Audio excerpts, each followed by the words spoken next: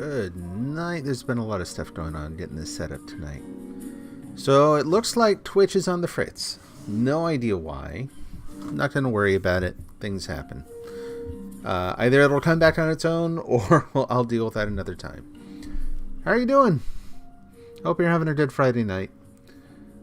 So I'm starting these streams because a little while back, it looks like I'm shouting into the mic there. But anyway, yeah, it looks like a little while back, I realized that I wasn't doing hardly anything for fun. Work all day, take a little break in between for life's necessities, and then just go and write. And I think it was starting to wear my brain down quite a bit. So decided to take some time on Fridays, possibly Saturdays too. Get away from the writing. Probably still talk about the week, you know. See how people are doing. Talk about how the writing went, how the reading's going. But otherwise, just, go build stuff and blow stuff up. We'll go have some fun. So, yeah, and I'm trying. So I used to run a channel with a small but dedicated audience that I really miss, honestly, called 10 Ton Noggin. And I thought, you know what I'll do? Tonight I'm going to host this channel on that old one so that folks who used to stop by might see it and say, hey, come see the new channel, hang out here instead. But like I said, Twitch just seems like it is just, I can't get it to run anything on any device. I don't know if it's a system. I don't think it's a system-wide issue because I can see other people's streams. So not that Twitch has it out for me or anything, but yeah, I got no idea what's going on there. But we're on Facebook. I am on Facebook. I am on YouTube. And my little Twitter Go Live button apparently works. Got it set up on the Stream Deck, so when I go live, I can just poke a button and have it announce the stream on Twitter. And that's working too, so that's kind of cool. I don't play the game outside of these streams anymore, so it's been a while since I've seen anything, because I think it's been a couple weeks for one reason or another. Even my attempts to just relax a little bit and go do something else really have not been panning out great. There's just been too much going on in life. Nothing really new there.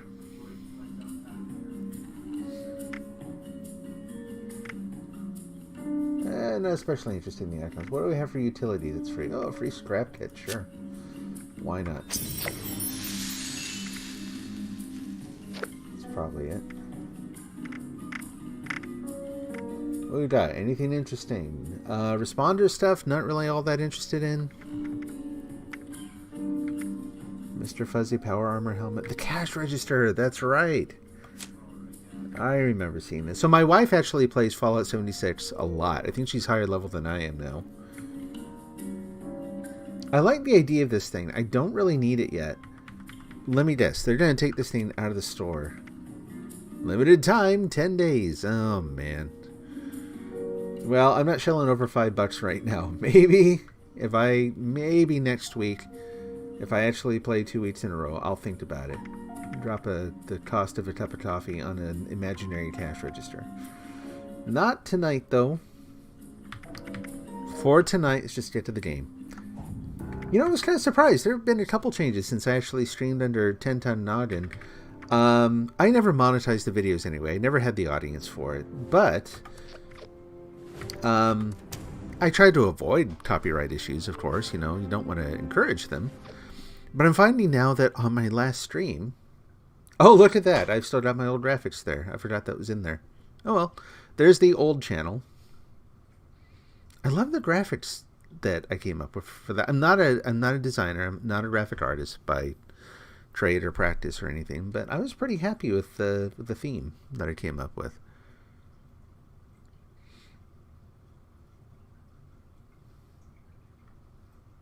Anyway. Looks like I don't know. I might be having some other technical issues here. I'm kind of checking the stream stats. And there are some dropped frames in that. And I can't tell if that's just from load screens and that kind of thing. Or if there might be a network issue. I don't know. So last time I was here, I started to set up a new camp. Oh, hi. I think this is going to be a regular thing. Whoa, I'm sorry. I have a bunch of neck wounds. Oh, there we go. Don't want to send it off into the wild to die with a neck full of holes. Anyway, I was going to set up a little shack here, just kind of as my home away from home. But you know what? I don't think I'm actually going to leave it here.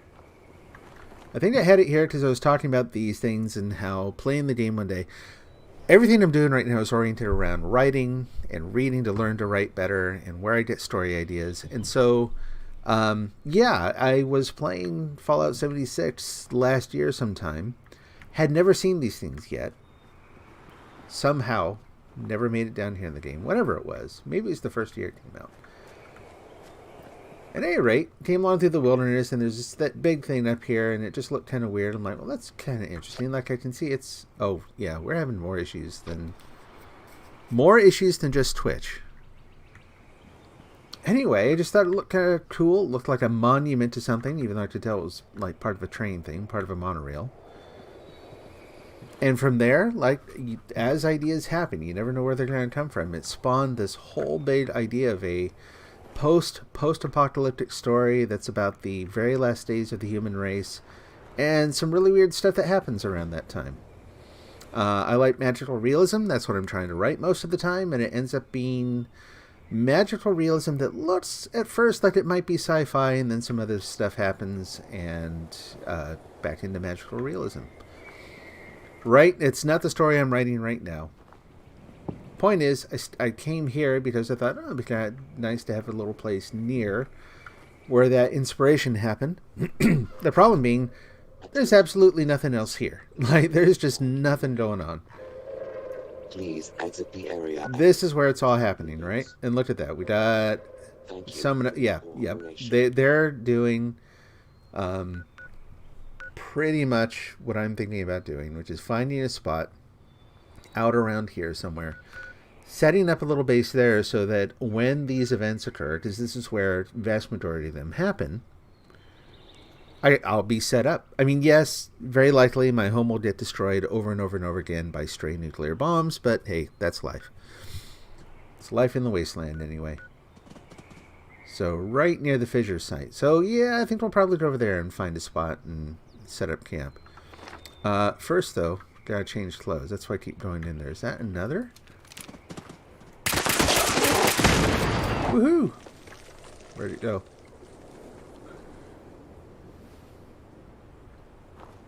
Oh, it's still there. Should cook that up too. Oh, get some water. Anyway, if I'm honest here, I had a very small audience before. You know, like vast majority of streamers, I think.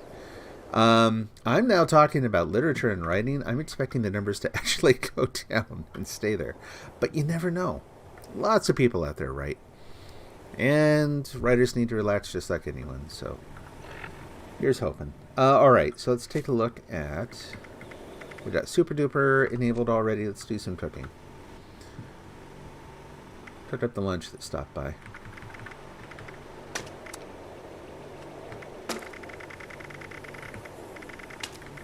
Point really isn't to try to do anything with the stream as much as it is. I mean, you know, obviously people can buy and hang out and can chat. That's awesome. That would be really cool. But getting away from writing itself, doing something that just lets my brain decompress a little bit, really, really important right now. Let's see. We need to go to what? Apparel. Put on the backpack, the helmet, and now that's over there. Armor. Now we're all set. There we go. Let's go move our camp. Let's try it. I never use these, but let's set a marker someplace over there. We don't want it near the fissure site. That would not be good. Oh. Sounds like it just went off. Somewhere over there. I gotta say though, the steady supply of Radstag over here for food would be kind of nice. But again, no one else has ever done it come over here, and no human contact at all. That would kind of suck. Oh, there it is. That's the sound of it anyway. All right.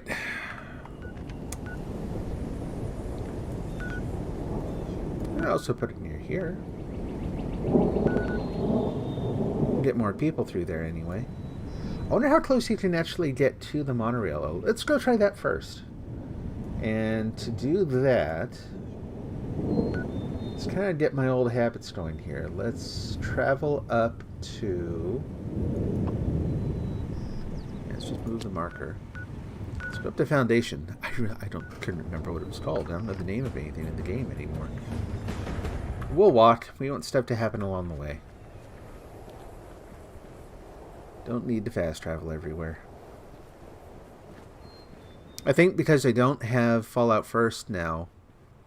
Well, this is the other kind of fun thing about being here. It's like I keep trying to change my mind. Do I want to stay here or do I want to move somewhere else? We're going to move. We're going to assume we're going to move. It would be really cool to see one of the nukes actually launch from here. I've never actually seen one of them. Never seen the silo open up. I've never even seen that on a stream or anything either. I've never seen someone else do it.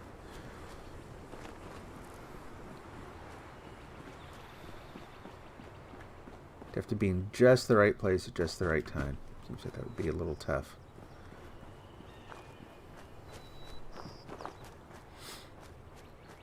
I'm really curious to hear how the audio is on this, because again, I'm looking over and the view meter shows it going off the rails just a little bit. I'm actually going to reach out here and turn that down. Give me just a moment. How about now? Whoops, still a little loud. How about now? Okay, now it's not, at least now it's not going up into the red. Hopefully that's a little better. Getting back to the game, dropping frames. There we go. Can you get up in that car? I can't remember.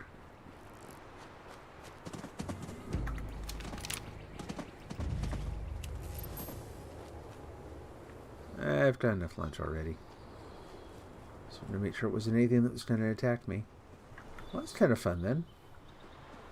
Danger. Oh, it's one of you. That's a slightly different story.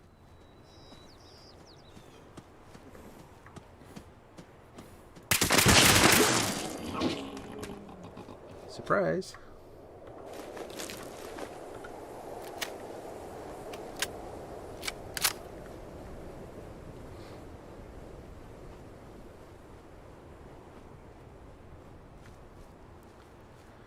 All right. So, the week in reading, the week in writing. How did it go? Reading is going awesome. Man, there's a lot of rad stacking around here. I had no idea there were so many around here. Don't let that one go.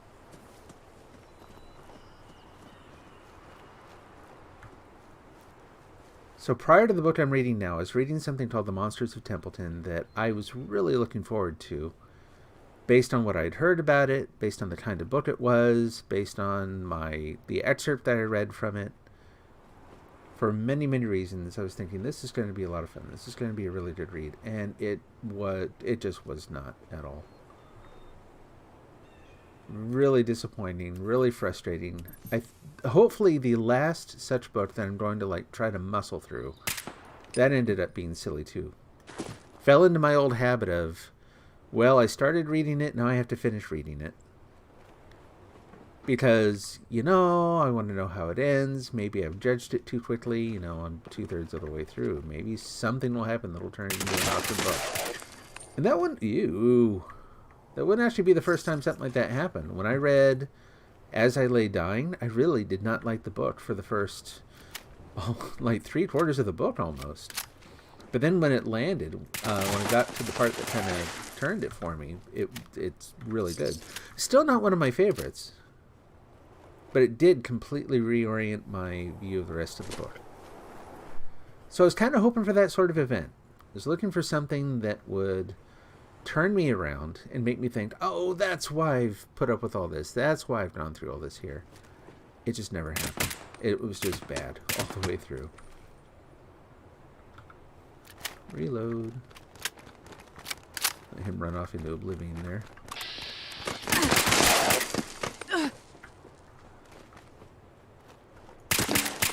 Accidentally left myself near the firecracker bushes. Anyway. Yeah, not a good read. Whoop, hello. There we go. Read it anyway. Tried to convince myself, too, that I was learning something from it. And I was. There are a lot of counterexamples in the book. Don't do this, don't do that.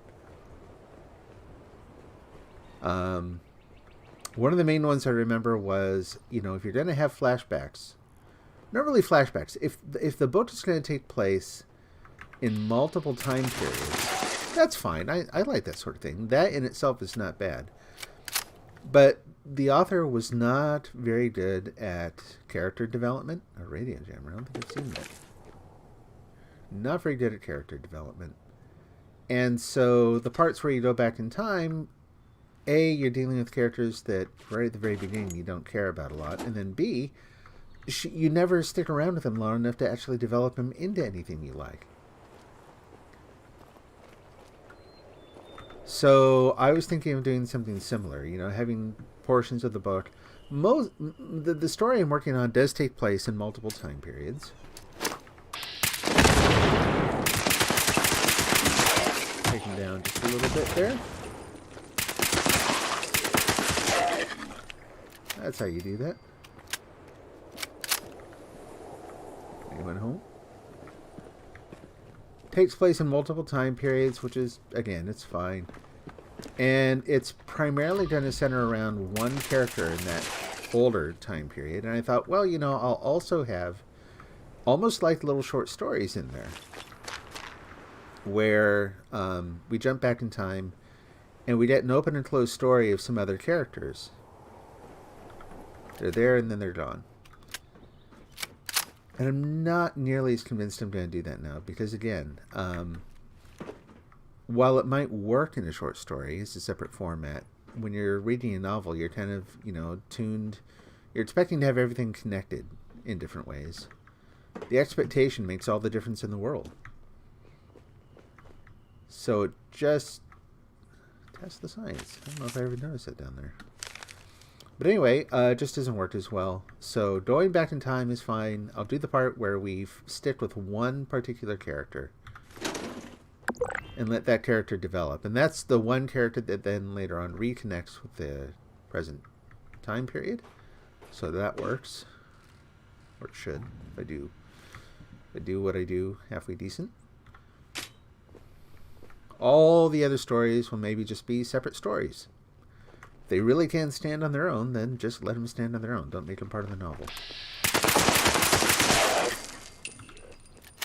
So the whole point there was what I read before I really did not enjoy. Now I'm reading something else called Lanny by a guy named Max Porter. It's an unusual book. I don't think it's everyone's cup of tea by any stretch. He uses a lot of, I don't know if I'd call them experimental writing techniques, but he combines poetry and prose freely.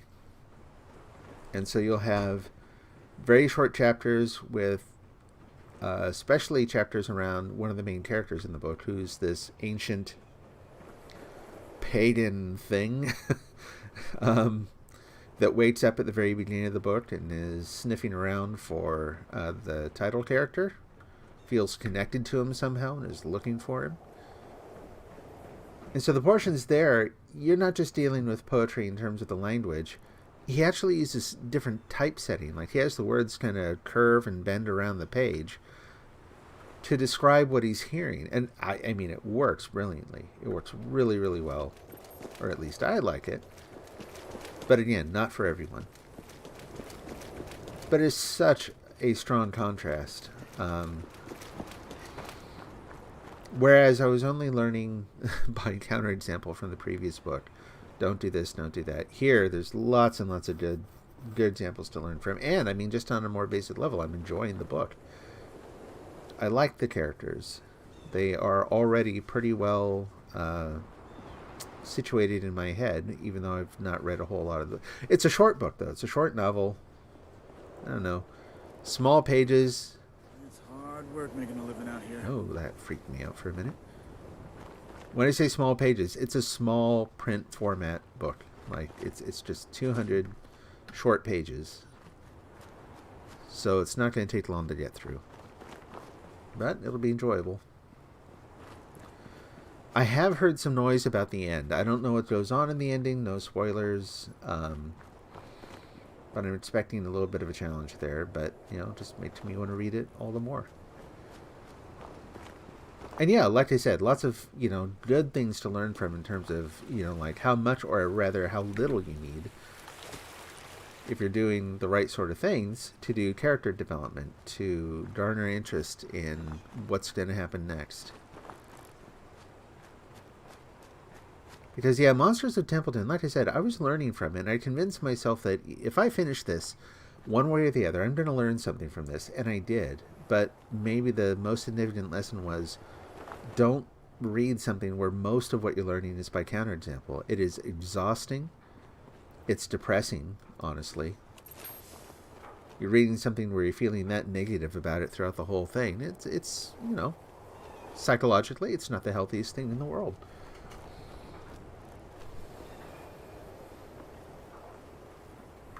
Let me check something real quick here before I go into town. Probably shouldn't fiddle with this, but I'm still curious to see if Twitch has found itself again. Or rather, if it's found me. That was the other thing. Made me a little nervous. When I went to log into Twitch earlier, it said, yeah, I don't know that username. I'm like, Twitch, it's me. I know you. Come on. I've been like, I know we haven't talked much lately, but I've been around for years. Don't be this way. And then it remembered me. But again, just suggests to me that they're having some general sort of network issues or something, maybe. Yeah, like on the mobile app or the mobile browser, I've still just got a spinny for the screen. That is too bad. Looking at the air, I didn't see anything other than, clear out your cookies and try again. But this is 3 completely different browsers, 3 completely different isolated sessions. So I'm guessing it's not the cookies.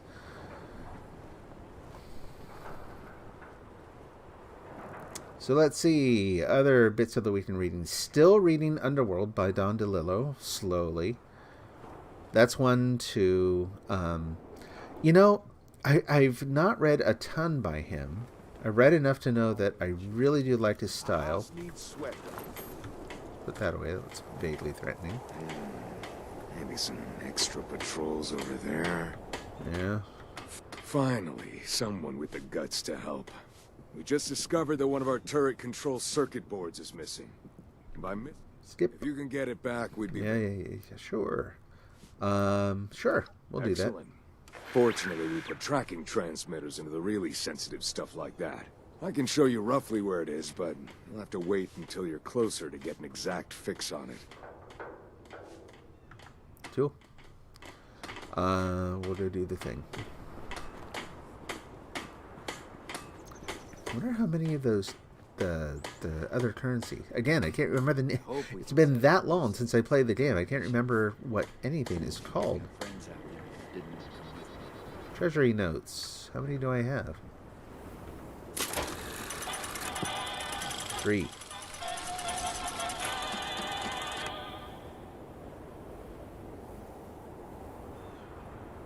Huh.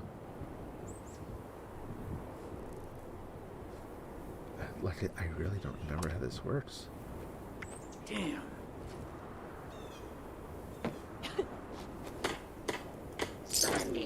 That's it? 1800? Okay. Let's see what happens. This is so weird coming back after this long. It's kind of strange what you found in that vault. Alright, let's figure out where the next little mission is. I'm just going to put my marker, like, Stuff to build way up there. to practice. Where am I going here?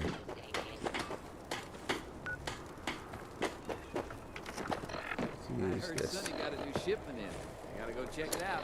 Data, alternate the neighborhood, side missions. I'm so glad to be away from the pit. What the heck? No. These raiders aren't That one. on the road. They're just over there. Oh, really? I don't think I've ever done one over there. All right. Off we go. That way? That's not right. There it is.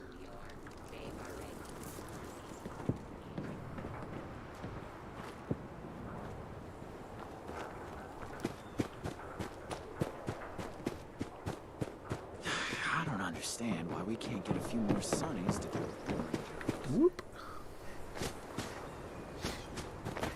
But anyway, so I like Don DeLillo, but I'm reading enough now that I'm seeing the patterns that he uses repeating a lot more, which is good.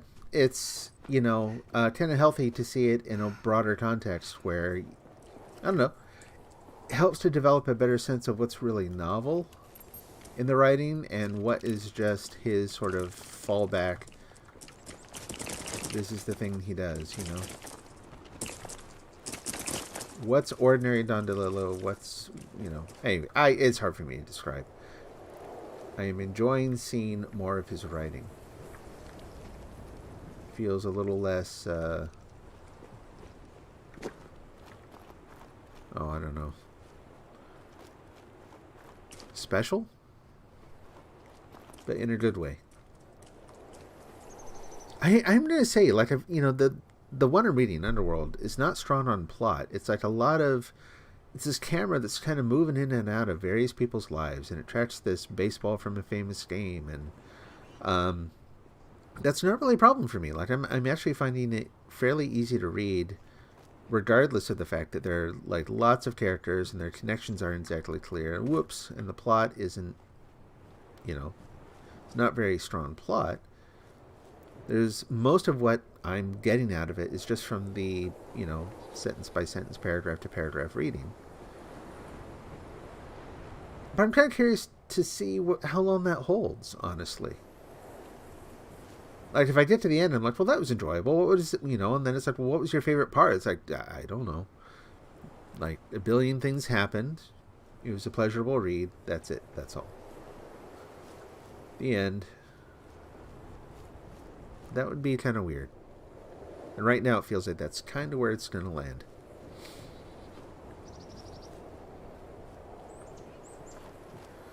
What else am I reading? Little side reads. Those are my two main ones. I'm also reading some of one of my wife's books, which she's published quite a few of them now. And I've only read one of them. And it took me a long time to read that one. So it's more than a little overdue. Had I been the one to publish something and then she didn't read my work, I would have been like, hey, really? And so my reason has been for a long time, you know, well, she writes things in a genre that I really don't read. And I'm a slow reader. It takes me forever to finish something anyway. But, you know, that's largely nonsense. As it turns out, what I thought I liked to read wasn't what I really enjoyed reading. I just mentioned I'm reading this book that's, you know, doesn't have a lot of the traditional sort of things that you read a book for and really enjoying it. And so I've been reading her book, Maisie. Maisie. Macy. Where did Maisie come from? Macy was her second novel. And it starts off, it's about a young woman who is pregnant and just abandoned by her husband at a truck stop. And then what ensues from there. And again, really enjoying it. And I can't tell you how fun it is when it's your spouse, your significant other who's written something and you're just kind of kicking back and taking your time and enjoying it. It's a special thing. It is exactly what you would hope it was. And I will admit that when I figured out that I wanted to get back into writing, I mean, when she was writing and doing really well with it and stuff, you kind of wonder if you're going to get to that point and look at, again, your spouse, your boyfriend, girlfriend, whatever. And are you going to feel jealousy? Are you going to be like, this feels funny? Honestly, I'm happy to say it and honestly say that nope. It was really awesome to see her finding her way through all that. We have really good discussions about it. We don't agree on everything. She obviously has published works out, so there's sort of an edge there, And that's okay. That doesn't get in the way either.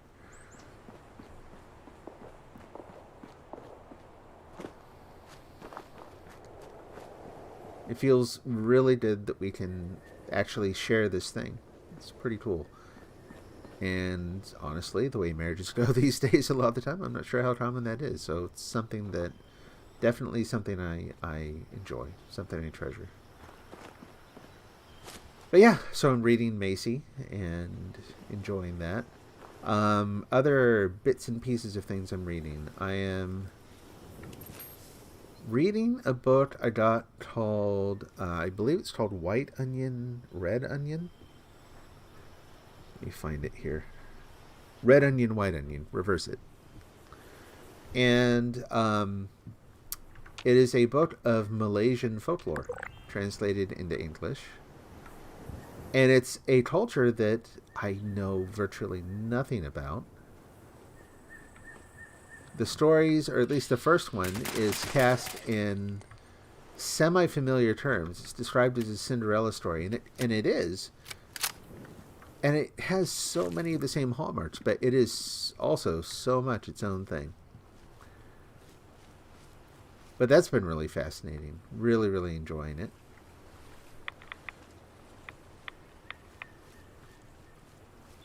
I really enjoy folklore. Always have. That was one of the things that I realized when I talked about how I realized that what I thought I enjoyed reading wasn't what I enjoyed reading. I'm not a fan of most fantasy, especially swords and sorcerer fantasy. There's too much of it that, for my personal taste, is just too on the nose, too eager to be loved and admired. Weird way to say it maybe, but it's true. It just, if you like that sort of thing, most of that genre then is written exactly for you. If you don't go into the story already loving the scene at the tavern where the mouthy person in the party gets the whole party into trouble, or the wizard who somehow breaks the stereotype by being I don't know, a math nerd or something. You know what I mean? Like there are all these sort of standard patterns, all these tropes, and a lot of the stories end up being mix and match, and this one's different because it takes this one trope and turns it on its head or whatever. I don't go into those stories already enjoying that, and so I get nothing out of seeing those tropes rearranged or reversed or tinkered with. That's not to say that I dislike or hate all fantasy. That's not true. It's just that I also just don't naturally, right off the bat, get a lot out of it. Same thing with sci-fi. A lot of sci-fi is so much about the idea and less about the character. There's so much that I like that is about the language and the characters and the deeper idea too, but not just. So in trying to figure out what the heck I liked, I came across some stories, actually one by Neil Gaiman. Neil Gaiman was sort of the turning point in a lot of ways. I enjoyed a lot, not all of his work. There's some of it I genuinely disliked too, but some of it, like Stardust, I don't think I'll ever be able to read because it is a little bit of a, oh dear, I forgot where I was. No, we're not doing that. Anyway, yeah, probably won't ever be able to read Stardust. Tried before. Tried reading through the first parts of it. Just not my cup of tea. However, I think I read Coraline to my kids. Pretty sure I did. Saw the film too. Liked his story much, much better than the film. And I really like the film. I'm a huge fan of animation, and especially physical techniques like stop motion animation. Beautiful film. Got to see it in 3D. Another story there. I had a chance to see that film. I got a chance to see its premiere, which they had in Portland, Oregon, because that's where it was made. And I'm like, well, it's not the premiere. No. This is where Neil Gaiman came to see the film. Like, all the people who were in the film. And Neil Gaiman, everyone came to see it. And I could have bought tickets and gone, and I didn't, because I was a dope. It was also, it was also just a really bad time. There's so much else going on. But anyway, so I enjoyed Coraline to the point. Really enjoyed The Ocean at the End of the Lane. Maybe my favorite book by him. And I remember reading it and going, what is this? This isn't what I would call fantasy. Yet it definitely has stuff happening in it that is not of this world. It has stuff that's happening in it that is distinctly fantastical. And there are a few conceits in that book, too, that still make me squirm. I'll just say 3 words and leave it at that. Field of Kittens. The end. But overall, I love the book, but I'm like, what do I call this thing? Like, I can't really call it fantasy. It's not... I think if you describe that book as fantasy and had someone read it and they were a huge fan of traditional fantasy, they might actually be a little disappointed. They might enjoy the book, but they might look at it and go, I don't know, it just doesn't... Like, I know it's got the weird creature and there's stuff that goes on in this story that is not going to happen in our world, but it doesn't feel right to call it fantasy. I'm like, what is this? And that was where I started looking around and just kind of looking at different types of literature that followed that same pattern, and came across the idea of this thing called magical realism. And that has been not the only thing I enjoy, but one of the main things I enjoy now these days. And that's also then where the folklore part comes in, because folklore, in its sort of natural form, follows the idea of magical realism really, really well. So where magical realism, if you wanted a succinct description or a definition of it, I think you're out of luck. I think you're going to get different definitions, and some of them very, very ardently, staunchly defended by some people who want to protect it for... reasons that go beyond literature, but I'll save that for another time. But at least in terms of its technique, one of the 2 interwoven patterns in the, not really genre, but in the pattern of using magical realism is one. What the heck was that? One of them is you take ordinary things in life and you write them with an air of mysticism. So you take the ordinary and you elevate it into this kind of a ethereal, otherworldly sense. And then on the flip side, you take the fantastic things that happen in your story. What is this? What? Where am I? So much different? Am I just forgetting something, or is this a new place? Settler colonists. No kidding. I feel lost. I feel like I don't even know where I am right now.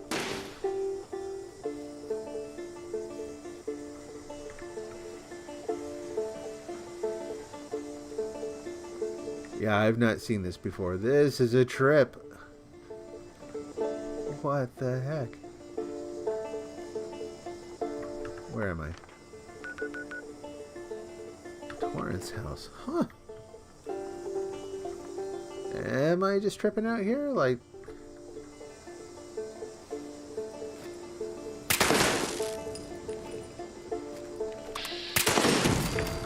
Unidentified intruder detected. Beginning search. Hopefully I didn't just anger everyone. The robot was looking feisty. I didn't feel comfortable. I felt threatened. Anyway, yeah, so the other thing is you take things in magical realism that are fantastical, You know, in the ocean at the end of the lane, you take some. I don't know if I want to talk about that one because I don't want to risk spoilers for anyone who hasn't actually read it. One go-to example in one of these sort of. Oh, actually, the Metamorphosis is considered by some, not everyone, but by Kafka's Metamorphosis is considered by some to be magical realism. And in that one, the guy wakes up on his back and he is a cockroach now. And I don't think it really explains why or how. It just moves on. And that's the other thing. You take the weird things and you make them look very ordinary, very everyday. Those two things combined elevate the ordinary, make the fantastic look mundane. It creates this really distinct sort of a vibe in the story. You know, it somehow moves the more fantastic elements into an area where they're, I don't know about more believable, but somehow they blend into the story better. They don't ask the reader to be in love with the idea right at the very get-go. They tend to ease the reader into it. And so even though it's talking about things that are made up, things that could never happen,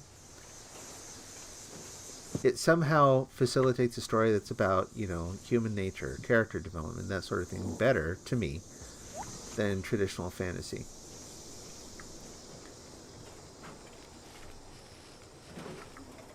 Hostile has escaped. Transmitting. Description to designated law enforcement.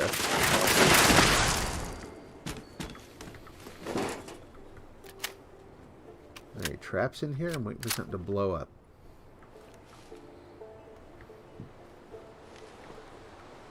Not even taking prizes, just coming in, killing everyone, and leaving.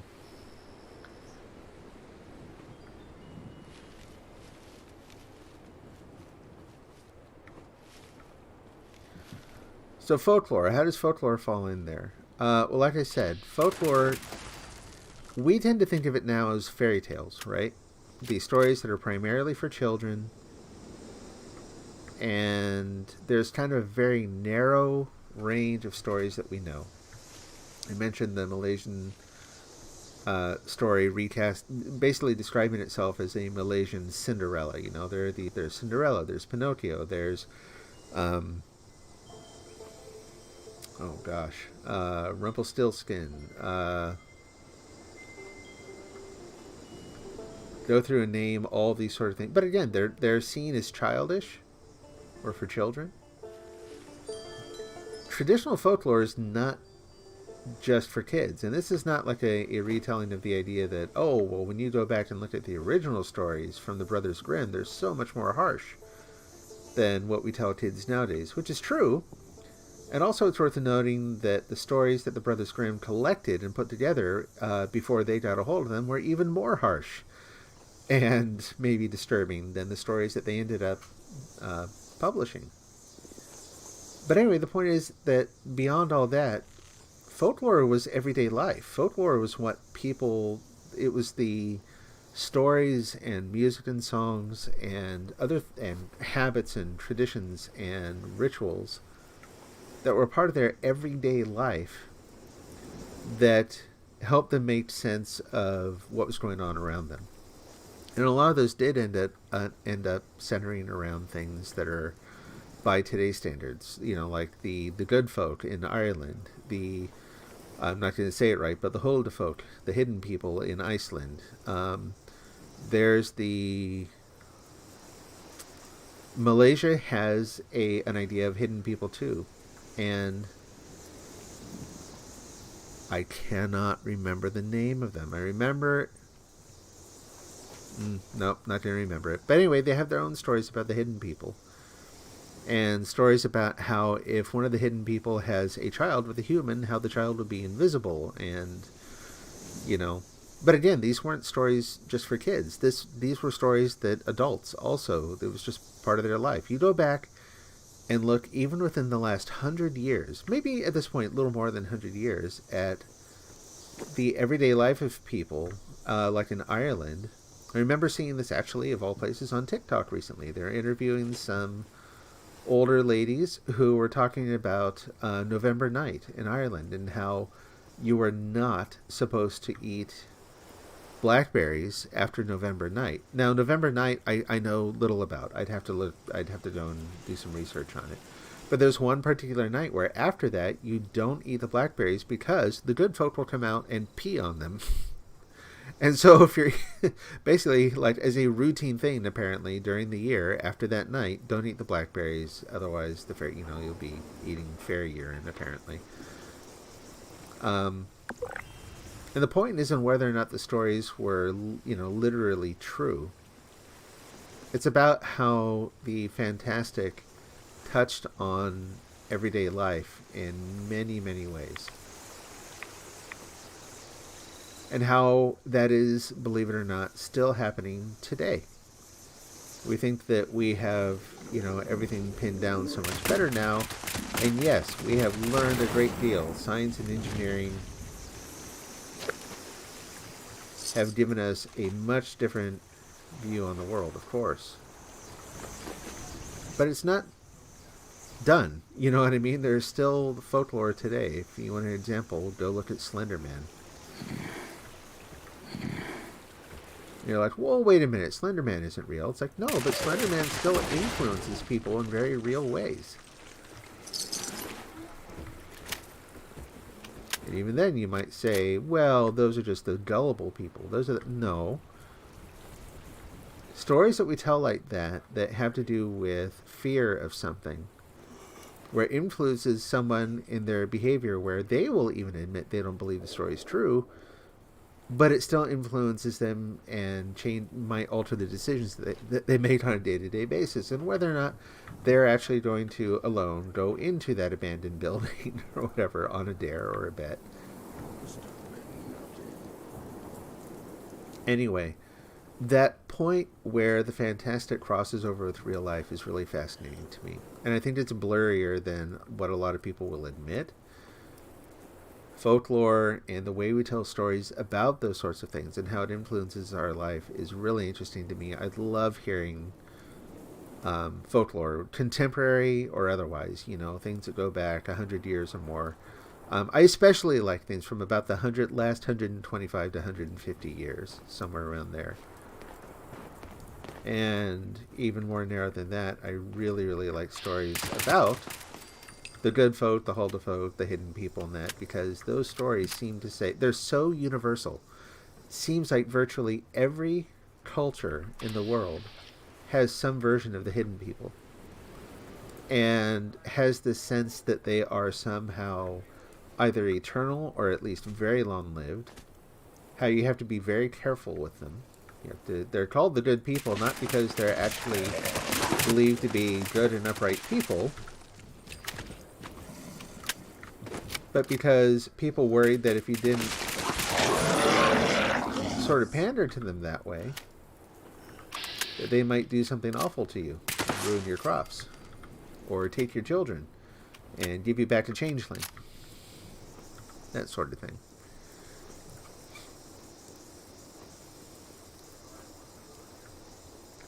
So that's where my stories land, is I want to make it seem... I want to keep the stories in what we think of as the real world, squarely and intentionally. But in terms of what actually happens in the story and the characters in that, the title character in the story I'm working on right now, the story is called Saturday's Kind, and the title character is... I'll say not entirely... It sounds wrong to say not entirely human, but that's a fair enough description without going into much else. There are things about her in terms of what she can see and how she's different than anyone else in the story, that they aren't over-explained. They're just there. It's just how she is. Cool. First level up in a very long time.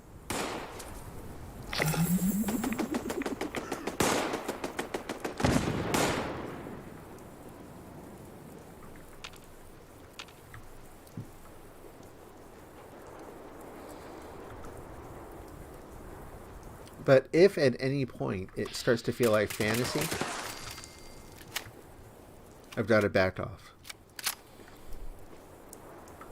Like, in terms of writing it, if I write something and it feels like I'm asking the reader to believe something, or it feels like I'm having to over-explain how something works, or anything that starts to smack of neediness, like, isn't this cool, don't you? And it's like, nope, nope, nope. Get rid of it. Find a way to tell it where that's just a thing. Just lay it out there. I think I was going to talk about another book. I talked about the Metamorphosis instead. So one of the other books that some people will argue is the first example of magical realism is 100 Years of Solitude by Gabriel Garcia Marquez. I'm probably butchering his name, pardon me. And that story has things in it like one character at one point dies. You don't know exactly how. You figure it's a gunshot wound because of the circumstances and whatnot, but it's intentionally left vague. But he dies, and his body is on the floor, and there's blood, I think, pouring out, I think out of his head or his chest, I can't remember. And the blood flows across the floor and down the steps and into the street. It goes up the street, hangs right at an intersection, keeps going, makes a few more turns along the way, flows up the steps into his mother's house, across the entryway, and into the kitchen where she is preparing a meal, I believe, and that's when she knows that her son is dead. So there isn't a big deal made out of it about, wait, what happened? You know, like, why did his blood do that? Oh, it turns out there's an ancient curse of... There's nothing like that. It just happens, and it happens... this is probably too shallow an analysis, but it happens because it kind of speaks to his mother's instinct or her sense of what's happened to her son, and so much more about what goes on in the story prior to that point. And in telling the story that way, he's very intentional about it. And if you read some of the interviews with him, he talked about how he struggled to write this story for a long, long time. I need to make sure I'm staying focused on, like, actually going where I need to go here. Where am I right now compared to... Oh, yeah, I'm a little too far north. Okay. Whoops. Anyway, he struggled with the right way to write it, and then he finally realized that he needed to tell the story the same way that his grandparents told stories. I think his grandmother in particular, how she told stories about the war, and how there would be the sort of ordinary expected things, and then there'd be these parts that stretched credulity, and she told those with the same conviction, the same sort of seriousness that she told any other part of the story. And he said that he realized he had to tell the story in a way that was just like that was brick-faced, was the term he used. You don't over-explain it, you just tell the story, and then there's this thing. And if you've set things up well, it works. You know, it's... Really need to clean up around here. Again, it's certainly not something for everyone, but I like it. And I like it because of its connection to me, you know, to folklore and how we tell stories about things. I think I've got this assigned to a key. I've got my water. Okay, I'm key 8. I'm using a different keyboard now than I used to, so that's also a little weird in playing.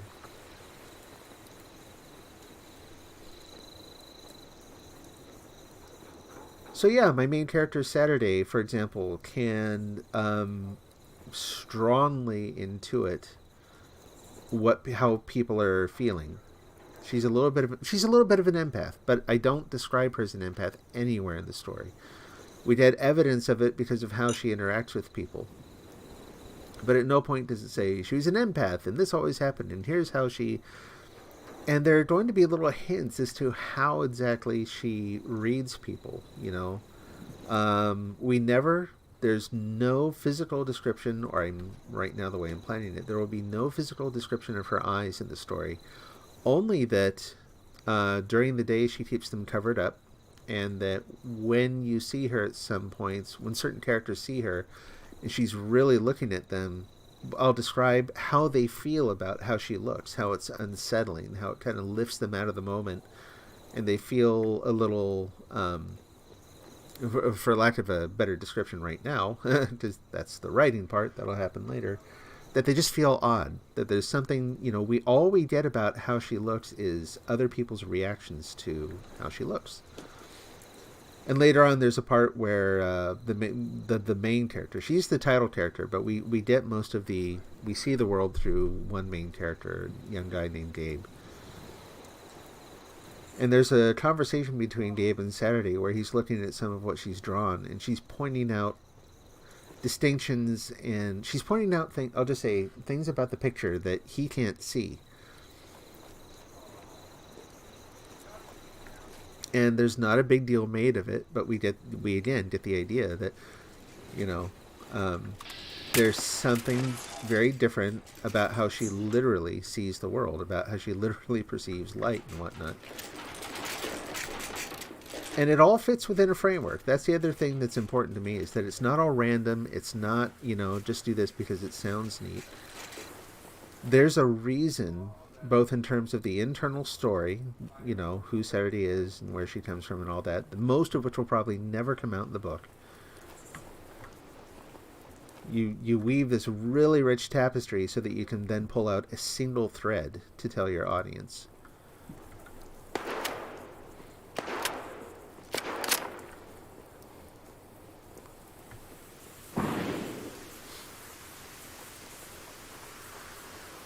But all through the story, the goal is to make her seem otherwise ordinary. She is a roughly 15, 16-year-old girl going through a lot of what girls that age go through, but with some added peculiarities and difficulties.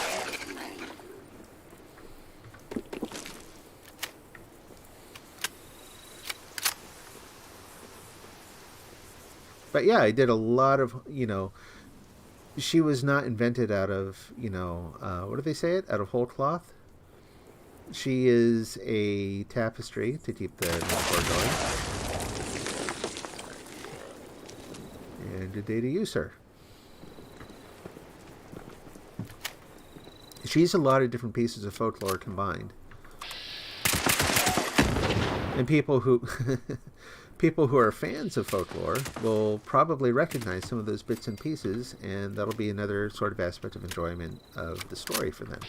But you don't have to know those things to enjoy it.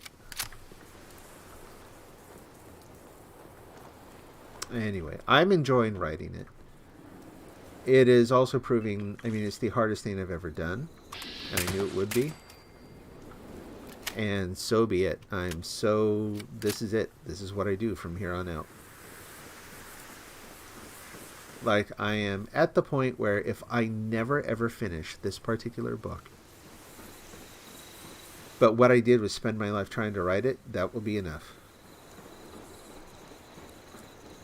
Other things along the way, like this, like hanging out here and just chilling, and also spending time with family and friends, and actually living life is very important too. Woo, I'm very high up. I don't like this. I'm like, I'll just walk over on the beam, and then I'm like, no, terrible idea. I don't want to veer to the right though either, so we're kind of committed here. Yeesh, I don't like those little bare open spots in the floor. Okay, we're going to stand on the cardboard here and kill you. And then we're going to go over there since I had to turn in. Oh, so much better. Whew.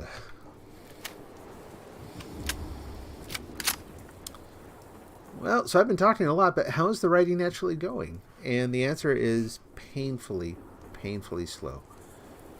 It's funny, it feels like I'm utterly failing because I'm still not done with chapter 1. The thing is, the way it's been being written, I'm not writing it linearly.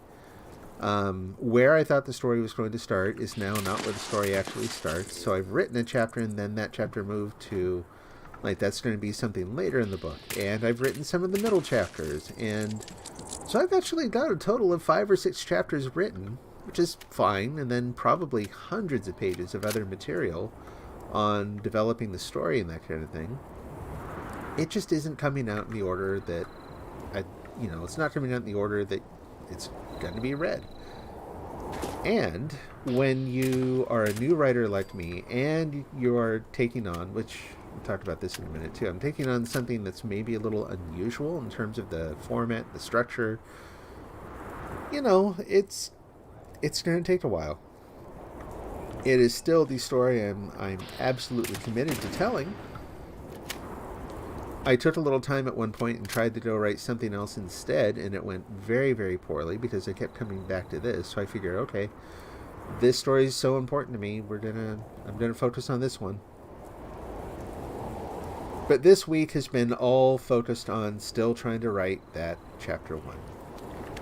And the difficulty is here's the thing.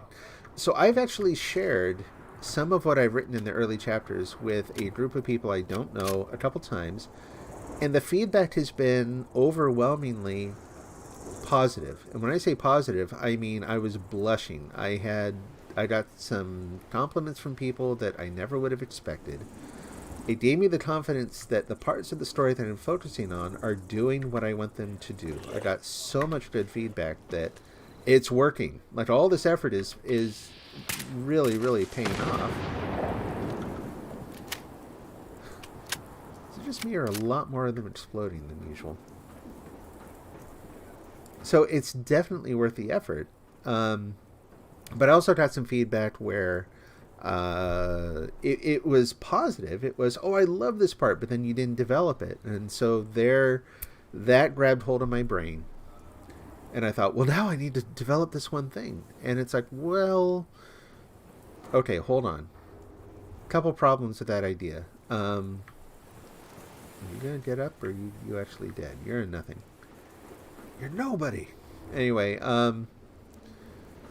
my brain has basically latched onto that, do that part different.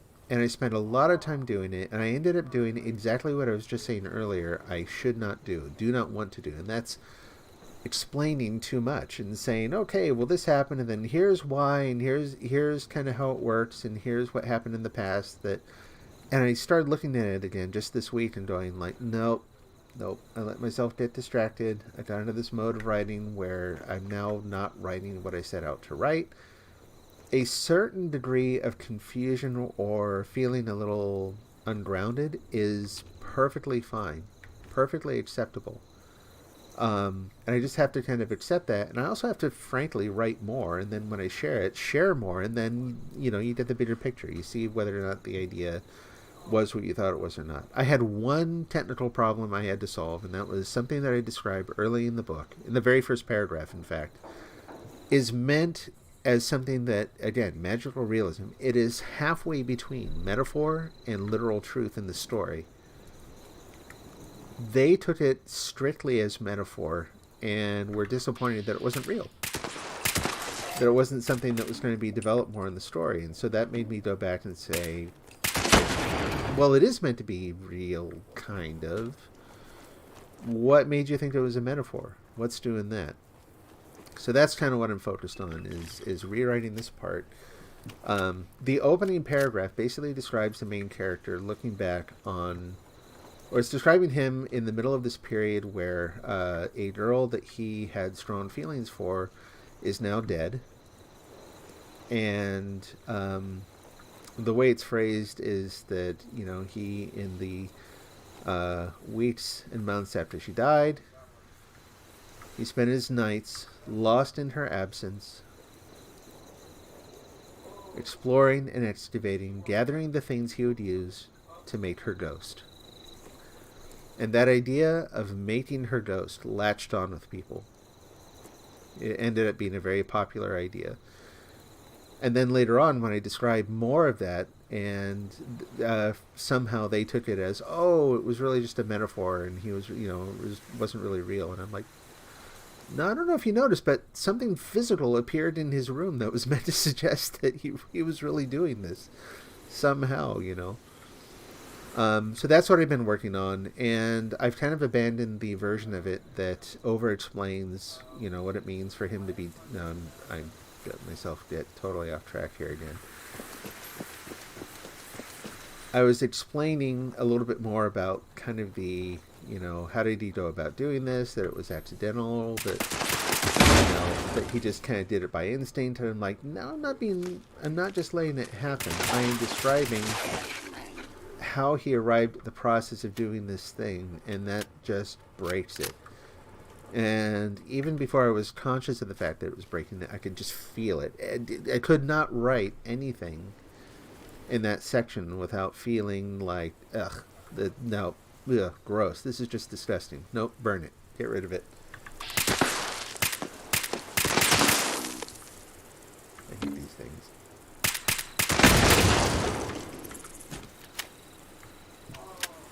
These are some of the worst creatures in the game, if you ask me.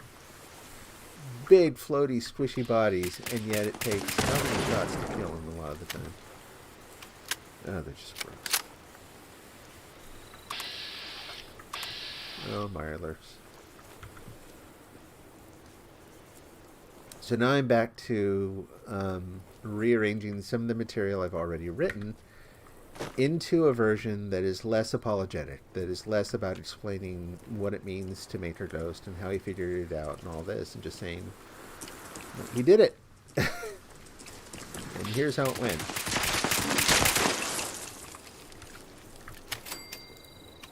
And I think I liked it better. But, one thing I've learned, I say I've learned it, and then I unlearned it and have to learn it again, and that's that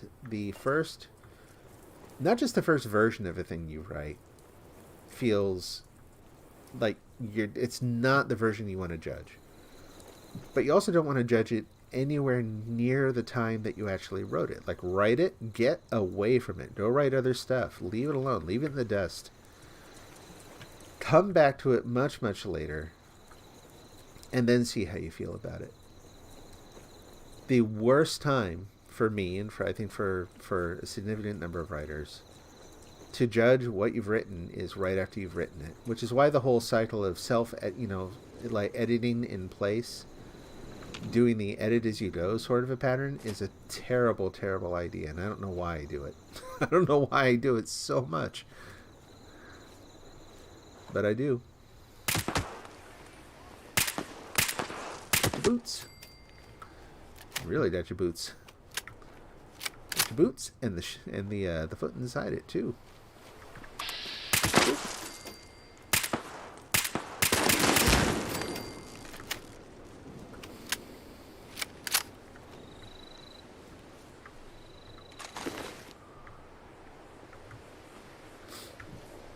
So it's gone very slow. Not the most encouraging sort of process. But it is what it is. I've been writing every single day it'll be 3 years in July. And that in itself is a huge accomplishment. It's not enough of an accomplishment. It has not produced a finished book. But it's at least the right direction, Now I've got to focus on writing less editing during that process. Just get the story out first. And also spending more time each day, because the way the rules work for me is, and this has actually worked out really well. Most of the time, this leads to like ample writing time. But then I get in these phases, and they might last a day, they might last a week or even longer, where there's so much else going on, and I'm so tired. And the rule is, all I have to do is I have to sit down and I have to write at least a sentence. I don't have to write a lot. I don't have any word count requirements about what I write. I just have to write something. Editing doesn't really count. If I just rearrange a sentence, that's not it. I have to contribute some material to whatever I'm doing. And that's been going on, like I said, going on 3 years in July. So I have a lot of stuff written. Lots and lots and lots. Just nothing integrated into a story that I can lay down in front of someone and say, here, read this. I mean, that's not entirely true. Like I said, I've whole drafts of chapters written out. It's not as bad as it feels. It's not as bad as I sometimes make it out to be.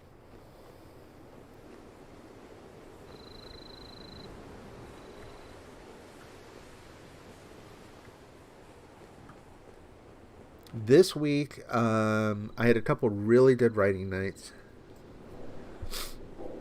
I'll actually say, so one of the best writing nights I had was last night.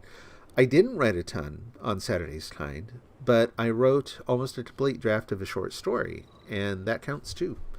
I mean, I try to contribute something to Saturday's Kind every single day. It is absolutely my main work, my main project. But all writing, and especially all fiction writing, is valuable.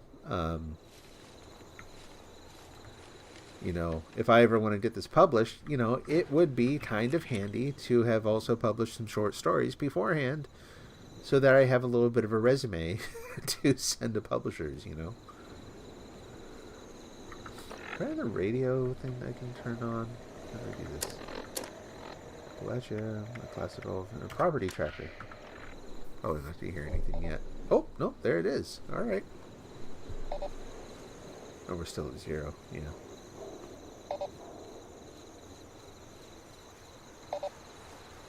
So not a terrible week, but definitely too many token writing nights. Too many nights where it was, you know, like, oh my gosh, I'm so tired. I just got to write one sentence, and maybe I write one sentence. Or, you know, actually I say that, but that's not true. I think that it feels that way because I started out a couple nights that way, but then actually, rather than writing on the computer, I was writing, doing some writing just with old pen and paper, and that actually went really well. I kind of forgot about that. And again, so there's a problem too, is that it's good to do these look back sort of things, you know, reflect on this. Because a lot of the time I've written a lot more than I remember just because I didn't, you know, maybe I ended the writing session, I didn't feel great about what I wrote for whatever reason, so it doesn't feel like I actually accomplished anything. But no, I actually wrote quite a bit this week. And the short story I'm working on is one that I had an almost draft of it before, but it was kind of broken and gappy, and I've been trying to fix that, and instead I just kind of started over and wrote a quick draft from square one, and that worked. That actually went really, really well. I'm looking forward to being able to share that.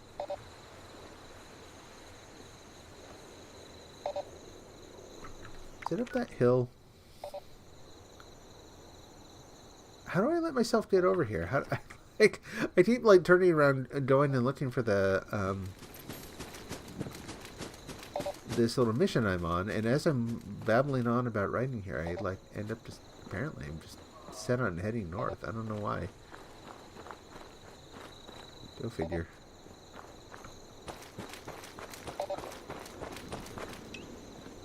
Nope.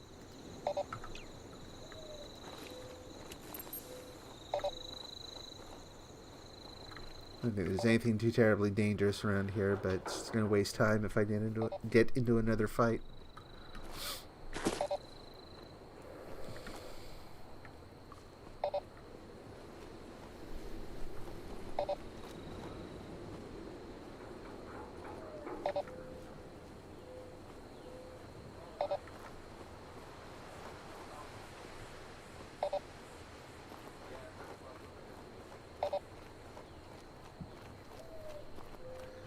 So eventually, if I can build up an audience on this channel, the idea will be share a little bit about my week in writing, my week in reading, but I want to hear from other folks. How'd your week in writing go? You having writer's block? Getting lots done? You love it, you hate it, what's going on? Man, I got, like, way off track there again.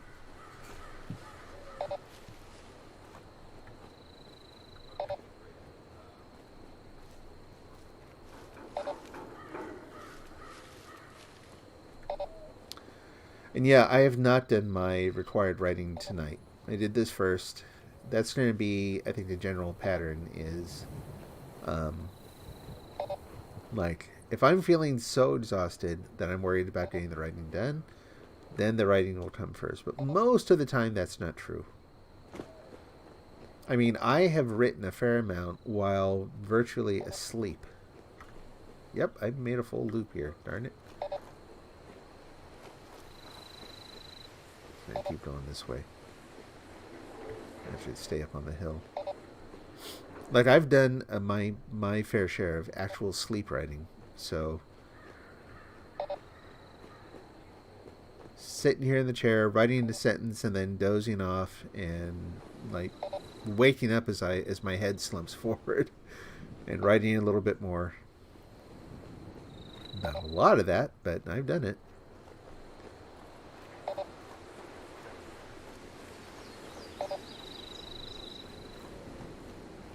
Not the best way to write, of course. Although I will say, there have been a few things I've written virtually, like in a sort of a what do they call that?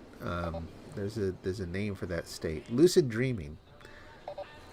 There have been a couple sessions where I was, if not actually lucid dreaming, then pretty darn close. And wrote some usable material, like wrote some stuff that I actually kind of liked. So you just never know.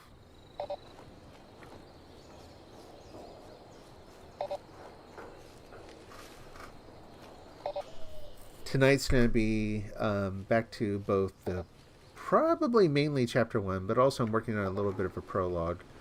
Very short, just about 1 page, that kind of sets up the narrative voice, encapsulates the story, kind of sets some important expectations, and introduces a little structure that the rest of the story will kind of rest on.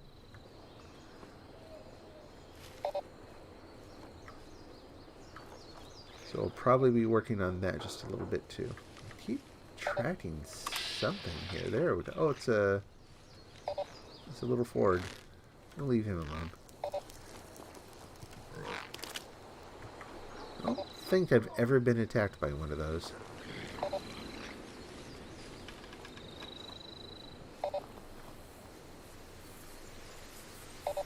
How's my tea doing?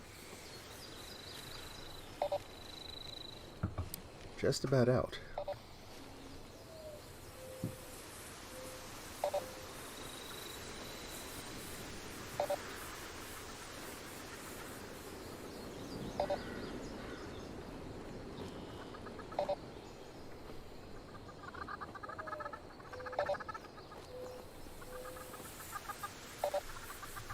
Hello, chicken. In terms of food, chickens in this game are actually kind of gross. Like, the main thing you get out of them are, like, intestines and that kind of thing. It's like, ew. So, never mind.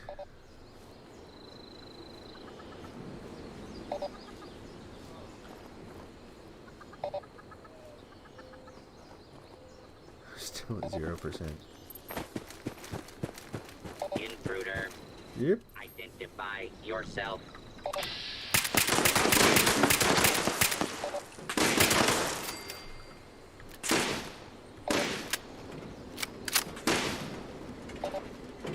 Still shooting up the hill? Or he's still looking for me up there.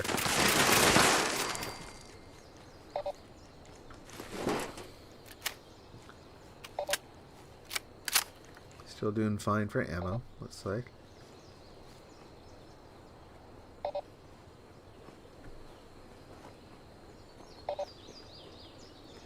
Yeah, this was supposed to be a quick little side mission that I go on before I go over and start rebuilding my house. I think I'll probably save rebuilding my house for tomorrow morning.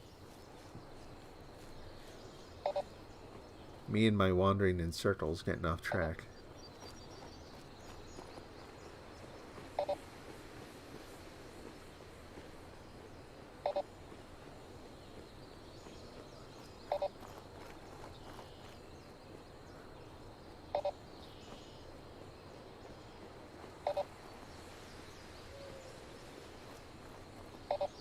Now we're getting there.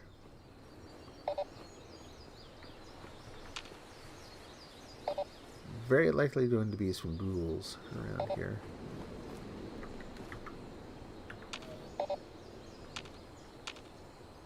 Or not. I don't know.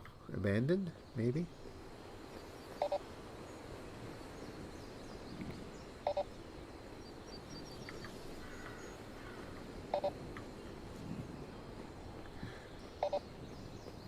You know, I was talking about how I don't expect a lot of people to want to talk about books. I just don't think as many people read nowadays as they used to.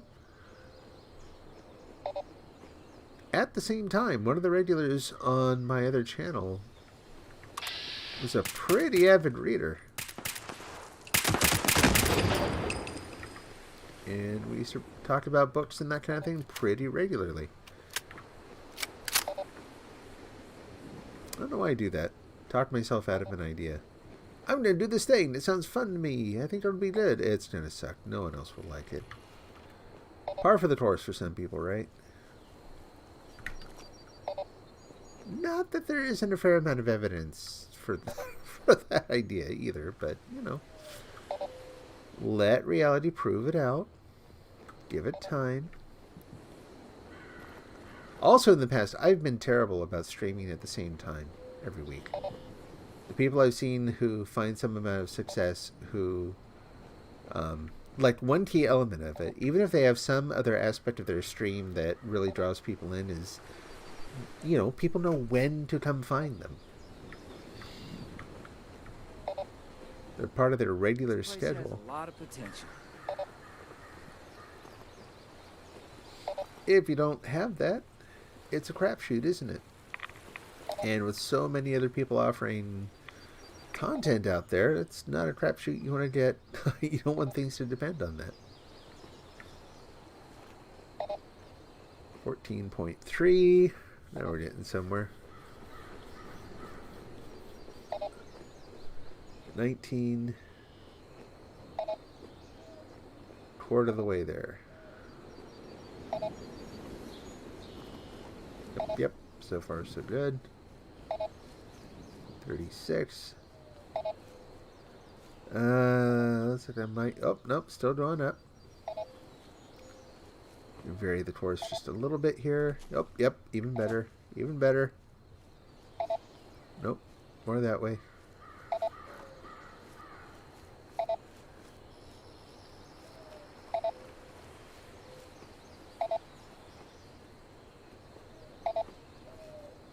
Just about to 50. There we go.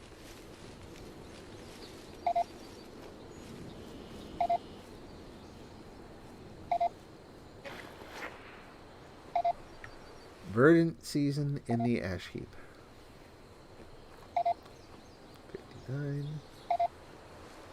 62. Oh, went down a little.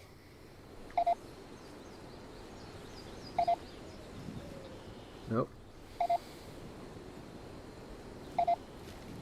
There we go. Back on track. No, we're not. We're off again. What?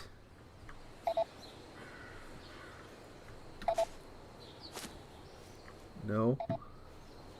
What happened?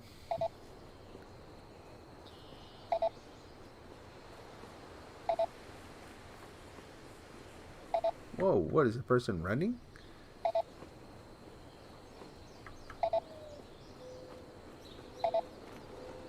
$45. 48. 53. Okay.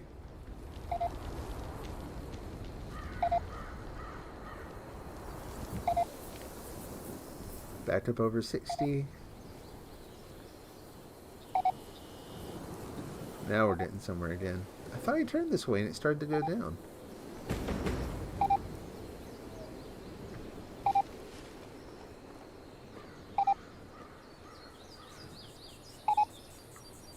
Oh, there you are.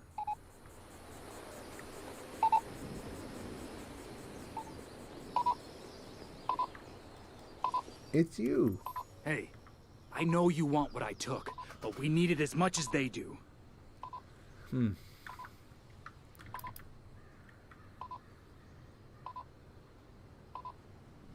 Super mutants keep raiding us. They took out our best turret. We need that card to fix it. Kinda wish I had that. You're pretty sure of yourself, but I don't think you can take me. Oh, dude. You're pretty sure of yourself. Really? Same thing? You can take me.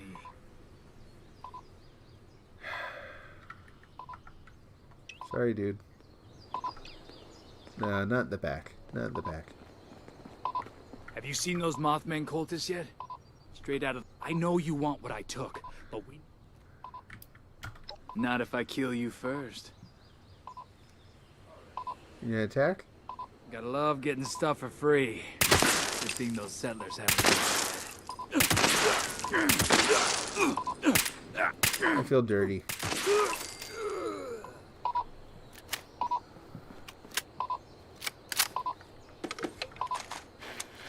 So note to self. Time to build up the charisma. I'm tired of those kinds of interactions.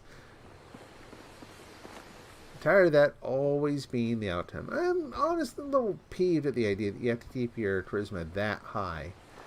I say that high, but I guess it isn't that high.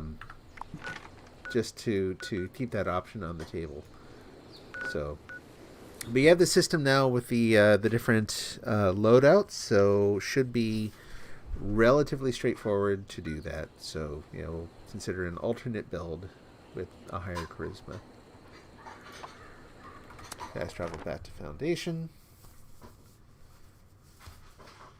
And yeah, what time is it now? It's getting, yeah, it's gonna be 2 o'clock before too long.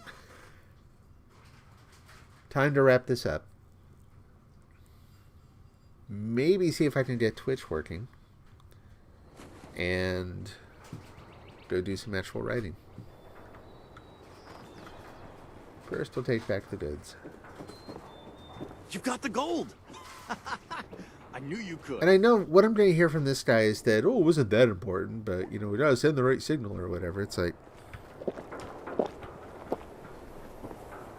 ooh, such a morally complex story. It's like, no, you just make crappy options in Maybe here. some extra patrols over there. I see you have our missing property. Yes. The quicker you recover our missing equipment.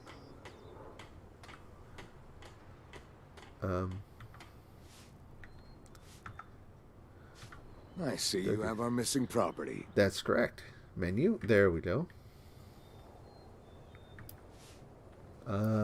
Let's do this. Normally I do this, but I want to know. I'm sorry to hear that. I wish there'd been another way. We'll get this reinstalled in the turret right Yeah, away. nothing. Good job. Those detonators would have helped us put in a well at another community. I understand you have Hey, I know you. I've heard some amazing Sandwiches, stories about subs, you. You're a legend around grinders, here. and Blood Eagles are are dangerous. subs, y'all. I can't keep up. Along with the funny. They are all ravioli.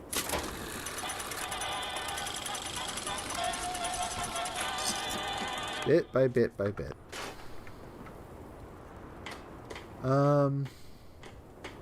Yeah, I'll save the scrapping for later.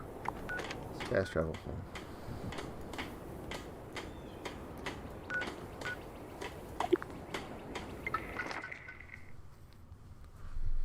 Fast travel home. Have some dinner. Put her to bed. Call it a night.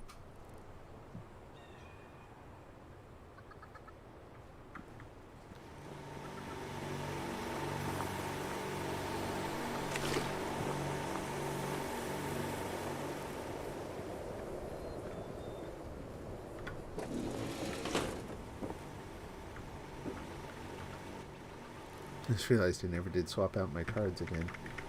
Oh well. Didn't seem to matter much.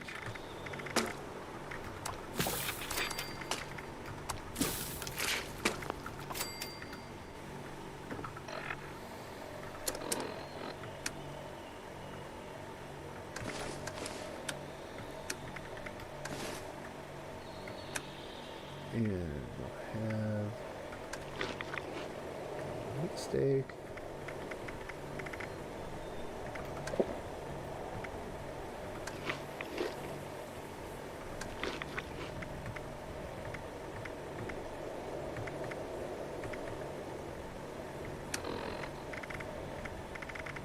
Huh, okay. I just realized he separated things out. That can do the trick. Fair enough. Yeah, it was. Good. How are we doing for 100? Still 100.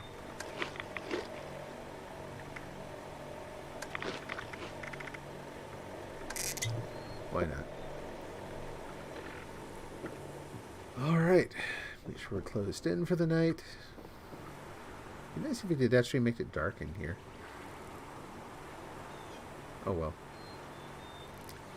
How about a workbench so that I can actually scrap some stuff?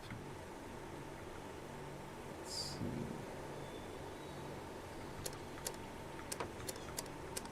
Crafting.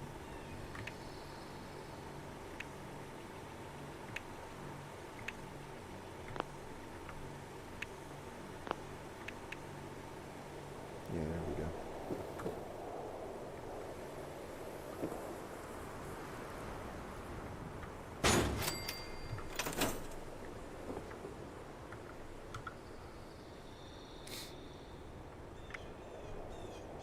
Scrap all junk. Leather shadowed armor. Yeah. Okay.